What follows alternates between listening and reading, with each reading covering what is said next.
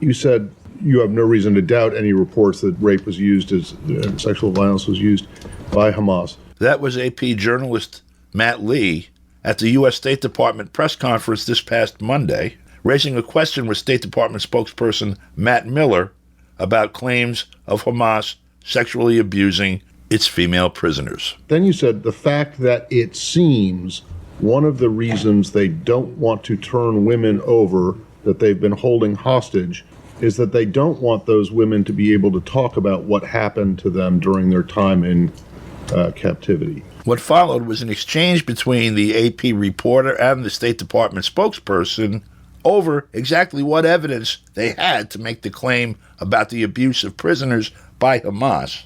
That conversation went on for 2.5 minutes and concluded with this. They were going to release these women, and then suddenly at the last point, reneged on the deal and were never able to provide a credible reason why. We hope that they will change their mind and release those women. But you don't know, though, for certain that the or a reason for them reneging on the deal and not releasing them is because they're worried about them speaking about. So I'm not able to speak with a definitive assessment that that is the case. We would like to see them release the hostages so they could talk about whatever treatment or mistreatment they had undergone. The history of the war by Israel upon Palestinians, and in particular against Gaza, has been replete with propaganda and outright fake news. In the period following October 7th, the allegations of rape were dropped by the Israeli government.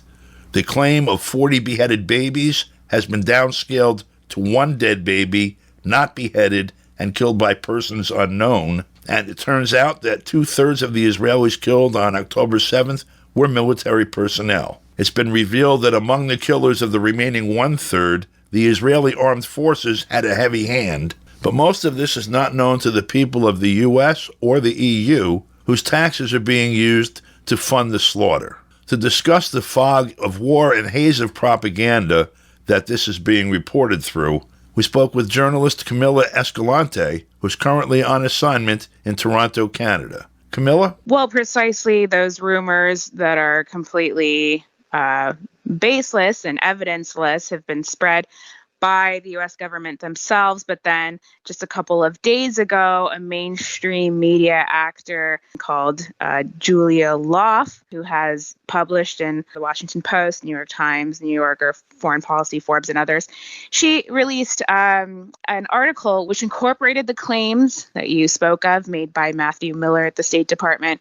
But she references 3 senior Biden officials who seem to have confirmed with her or sources that say that Hamas is not releasing the remaining captives that they have, women, because she says, quote, it seems that they have been sexually abusing them. She says that one official says that Hamas is keeping these women in order to continue raping them. So this is absolutely nuts. She's saying that unnamed people, in addition to the State Department, in the U.S. have said that these, Biden officials say that that this is the going hypothesis in the White House. And so they haven't evidenced this. There's no specific proof, nothing of the sort.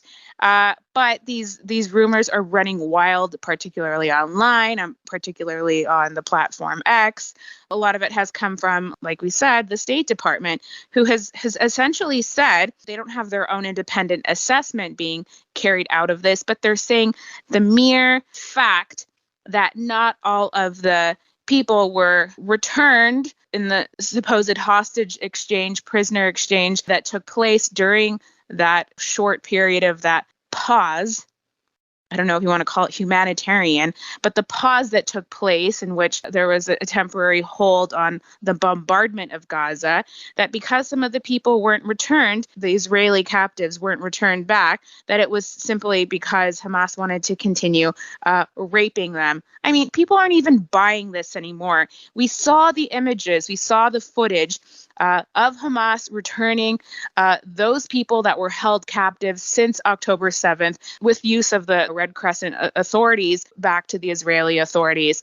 And those people were happy, smiling, shaking hands with with the Hamas militants, and everything seemed fine. We didn't necessarily get to hear from them all in the press, but that's actually up to the Israeli authorities to allow them to even speak about what their experiences were. But the experiences we did hear from people, we heard that people had been treated very well in the custody of Hamas. And so I actually think that what's taking place is that Israel doesn't want us to hear what actually was taking place during those weeks and how well they were treated. But some people have actually said, of course, that they were being bombed by Israel while they were, in the captivity of Hamas, that they were afraid for their lives because of the incessant bombardment of Gaza. And so, is rape bad? Should we be talking about sexual crimes during a war? Of course. And so we should also be talking about all of the very well documented crimes that have been perpetrated against Palestinian men, against Palestinian women and children during decades of them being held hostage and political prisoner in Israeli prisons. That's something that even now that these accusations are being made by the Israeli and U.S. authorities, nobody's talking about this long documented history of them committing the most heinous crimes against the Palestinians whose land they're occupying right now. So they should be looking into their own prison system for those sexual crimes, if it's something that, whatever it is, Western feminists and governments are so concerned about. What's interesting too, some of the Palestinians released from prison by Israel are teenagers and have been in there for years. In other words, they've been there since they were children. Precisely. They've been there since they were children. So some of these Palestinians are being released with unbelievable injuries, in contrast to how happy and smiley the Israelis were in this prisoner exchange that took place during that period of pause. We're seeing children, teenagers, and people being released from Israeli captivity with broken wrists, saying that they had been choked, talking about being beaten and how horrible the conditions were inside of the prisons. It's absolutely awful what people experience, and they go in as very young teenagers and they come out in their 20s sometimes with absolutely horrific stories, having experienced very traumatic things. And, very few people are talking about it. Of course, there's the Samidoun Palestinian Prisoner Solidarity Network. There's other human rights organizations, but even the more mainstream ones have talked about the extent of the torture and the horrible conditions under which they're kept. And so, these are among the various crimes committed by Israel on an ongoing basis that took place long before October 7th. But in the period since October 7th, we're seeing some of the most grotesque crimes being committed. We're seeing schools being bombed. We're seeing now they're trying to make claims that Hamas is supposedly hiding weapons inside churches or mosques in Gaza. They're saying that in order to justify or legitimize their future bombardment of churches and of schools and of universities and people's homes. They're saying everything is a target, a legitimate target, because supposedly all these places are where Hamas stores their weapons, which is absolutely false. It's not based on anything. They're not showing us any evidence that that's true. They're just completely decimating this entire area. As far as evidence goes, let's go back to the claim that there was massive sexual assault of female the prisoners, that the reason that they were holding on to some women that Israel claimed were supposed to be released was because these women had been sexually abused, and they didn't want that information to be released to the general public, and that these people would testify that they had been abused. And I don't know if you saw this, because that was on Monday.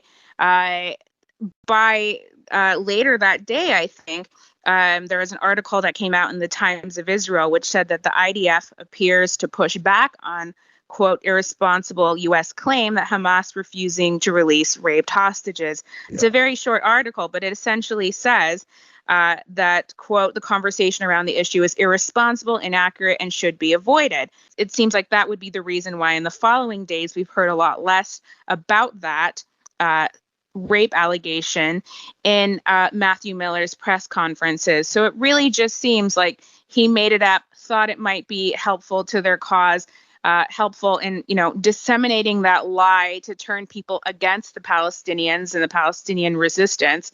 But I think people are kind of a little bit cluing in to the fact that this is all being done in order to delegitimize their calls to end the genocide. Yeah, agreed. Camila, thank you so much for your time and for this information, and we'll speak with you again. Thank you, Don. For KPFK, I'm Don DeBar.